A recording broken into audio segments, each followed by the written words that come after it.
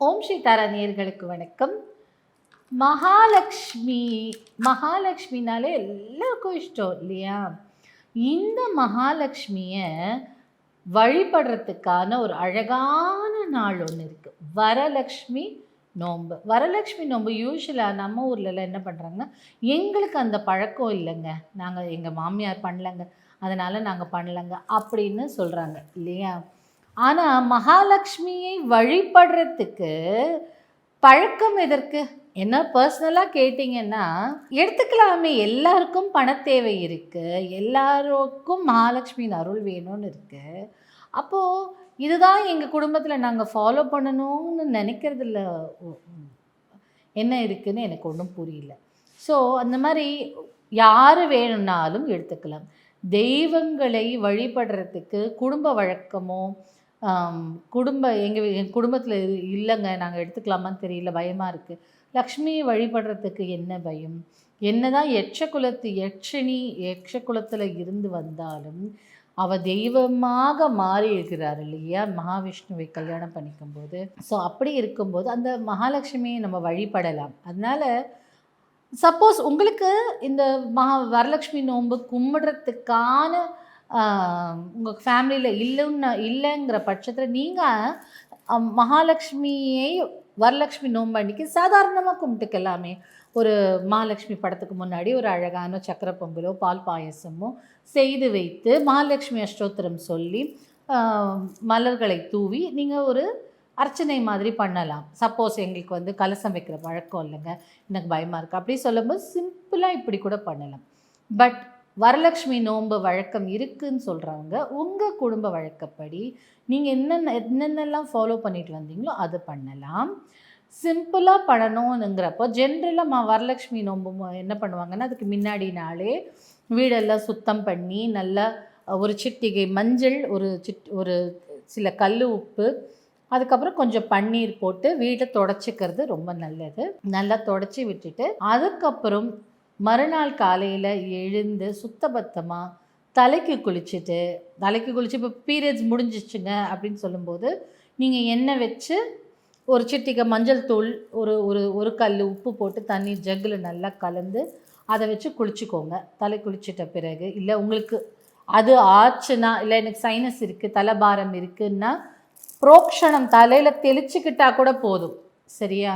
அதனால் நீங்கள் எந்த கடவுளும் கழுத்தை நெரிக்கலை, நீ இதை ஃபாலோ பண்ணலைன்னு யாரும் சொல்லலை. ஃபாலோ பண்ணுறவங்க பண்ணுங்க, அதை பற்றி தப்பு கிடையாது. ஆனால் இப்படி தான் இருக்கணும், உடலை வருத்தி நம்மளால் முடியலனாலும் செய்யக்கூடிய அளவுக்கு யாரும் நம்மளை ஃபோர்ஸ் பண்ணலை. மனதார செய்யுங்க, அதுவே அவங்களுக்கு சந்தோஷமாக இருக்கும். ஸோ இது உங்களால் முடிஞ்சதுன்னா தலை குளிச்சுட்டு அதுக்கப்புறம் மாய கோலம்னு சொல்லுவாங்க.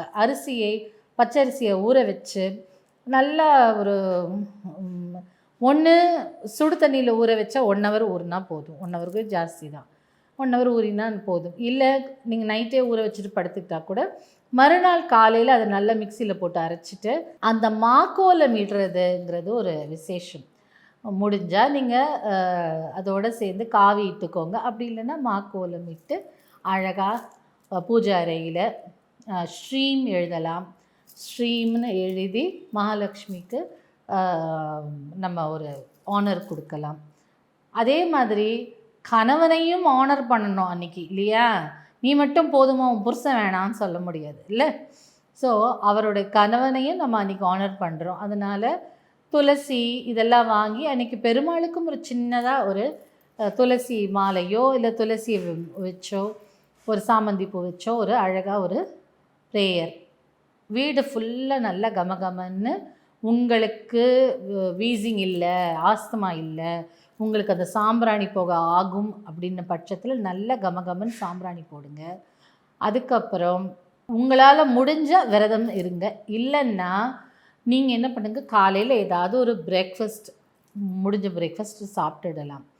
இல்லைங்க சில பேர் என்ன பண்ணுவாங்கன்னா, நாள் முழுக்க விரதம் இருந்துட்டு மறுநாள் காலையில் சாப்பிடுவாங்க. சில பேர் பூஜை முடிகிற வரைக்கும் விரதம் இருந்துட்டு அதுக்கப்புறம் பூஜையில் வச்ச படையல்கள் எல்லாம் சாப்பிட்டுட்டு படுத்துப்பாங்க. அப்படியும் பண்ணலாம். உங்களுக்கு உடல் ஒத்துழைச்சால் இந்த பூஜையை செய்யலாம். அப்போது முன்னாடி நாளே மாவிலையெல்லாம் வாங்கி வச்சுருங்க. தோரணங்கள் கட்டும் வழக்கம் இருந்தால் கண்டிப்பாக அதுவும் கட்டுங்க. ஸோ மாவிலை வச்சு அந்த கலசத்தில் தண்ணி ஊற்றுவாங்க. அப்படி இருக்கும்போது நீங்கள் மந்திரங்கள் நிறைய சொல்லணும் தேவைப்படும். இல்லைனா எங்கள் வீட்டில் நாங்கள் என்ன பண்ணுவோம்னா, அரிசியை பரப்பிட்டு கலசத்துக்குள்ளே கொஞ்சம் அரிசி போட்டு அதில் வாழைப்பழம் 2, வெத்தலைப்பாக்கு, அப்புறம் இந்த காதோடி கருமணி செட்டு, ஒரு மஞ்சள், குங்குமம், சின்ன சின்ன டப்பியோ இல்லை கொஞ்சம் தூவியோ, ஒரு ரூபா நாணயம். இந்த ரூபா நாணயம் போடும்போது என்ன பண்ணணும்னா, கொஞ்சம் மஞ்சள் தண்ணியில் முக்கி, பன்னீரில் முக்கி, பாலில் முக்கி, வெறும் தண்ணியில் முக்கின பிறகு தான் அதில் போடுவோம்.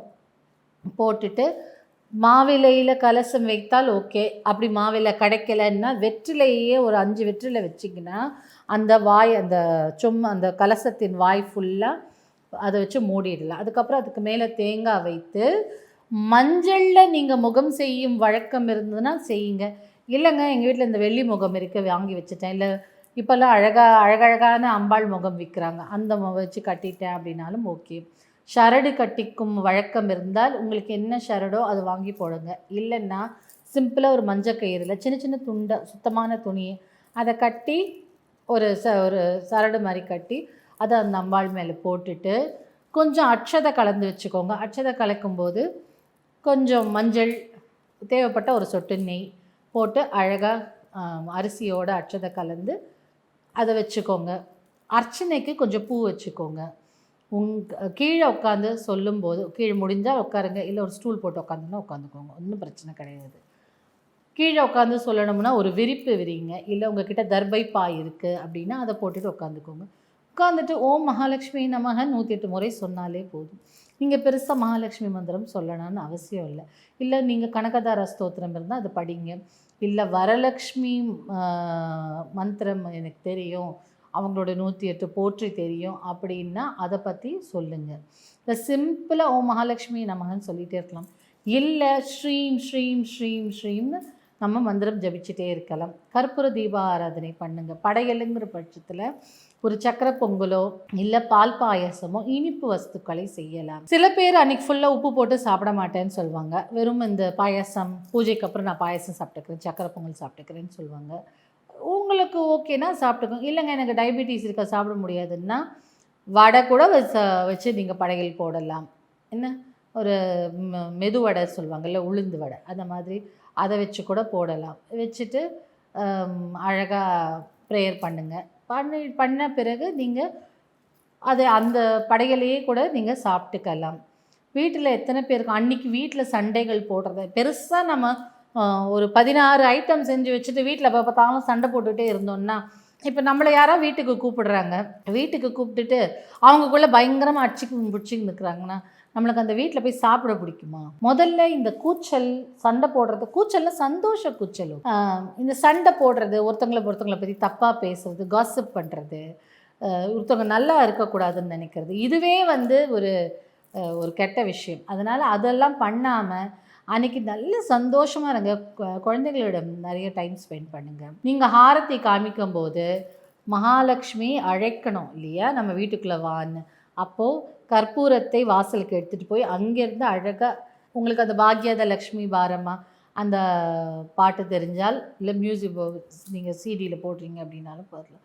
இல்லை உங்களுக்கு தெரிஞ்சால் படம், இல்லை மகாலட்சுமி நீ வாமா எங்கள் வீட்டுக்குள்ளே அழைச்சி கூட்டிகிட்டு வந்து கலசத்தில் உட்காத்தி வச்சு அதற்கான பூஜைகள் அதுக்கப்புறம் முடித்த பிறகு நெய்வேத்தியம் சமர்ப்பணம் செய்த பிறகு நீங்கள் உட்கொள்ளலாம். இப்போது கலசம் இருக்குன்னா வீட்டில் அன்றைக்கி சுத்தபத்தமாக இருக்கணும் இல்லையா. நான்வெஜ் செய்கிறவங்களாக இருந்தால் அந்த கலசம் எத்தனை நாளைக்கு வீட்டில் இருக்கோ அத்தனை நாள் நம்ம நான்வெஜ் செய்யக்கூடாது. இல்லை என்னால் முடியல அப்படின்னு, நாங்கள் நான்வெஜ் இல்லாமல் எங்களால் வீட்டில் இருக்க முடியாதுன்னா அன்றைக்கி நைட்டே கூட எடுத்துருங்க. இல்லைன்னா 3ஆவது நாள் வெள்ளிக்கிழமை வரணும்னு சண்டே எடுத்துகிட்டு அதுக்கப்புறம் நீங்கள் நான்வெஜ் சாப்பிட்டுக்கலாம். பட் அந்த கலசமை வச்சுட்டு வீட்டுக்குள்ளே நம்ம நான்வெஜ்ஜோ மது அருந்துதலோ எதுவுமே கொஞ்சம் தவிர்த்து கொள்வது ரொம்ப நல்லது. ஸோ அதனால் அதை ட்ரை பண்ணி பாருங்கள். சந்தோஷமாக இருங்க. மகாலட்சுமியை வீட்டுக்கு அழைக்கிறோம், நம்மளுக்கு செல்வத்தை அளிக்க போகிற, நம்மளுக்கு சந்தோஷத்தை அளிக்க போகிற லக்ஷ்மியை அழைக்கும்போது சந்தோஷமாக அழைங்க. எப்போ மகாலட்சுமி விரதம் வருதுன்னு பாருங்கள், அன்றைக்கி எடுத்துக்கோங்க, ரொம்ப சந்தோஷமாக இருக்கும். நீங்கள் காயின்ஸ் வச்சுருந்தீங்க அப்படின்னா சில டைமில் நம்மளுக்கு இந்த ₹1 காயின் ₹5 காயின் கிடச்சா அதுவுமே கூட நீங்கள் சுத்தி பண்ணிவிட்டு மஞ்சள் தண்ணி பன்னீரில் பாலில் போட்டுட்டு அதுக்கப்புறம் ரெகுலர் தண்ணியில் வாஷ் பண்ணிவிட்டு அதை போடலாம். இப்போ பூஜைக்கு யூஸ் பண்ணலாம், அர்ச்சனைக்கு. அப்படி இல்லைன்னா வெள்ளியில் நான் காயின் வச்சுருக்கேன், நான் அதை வச்சு அர்ச்சனை பண்ணுறேன்னா பண்ணுங்க. இல்லை அக்ஷதைகளை நம்ம கலந்து வச்சுருக்கோம் இல்லையா, அக்ஷதை, அதை அவங்க மீது தூவி கூட நீங்கள் அர்ச்சனை செய்யலாம்.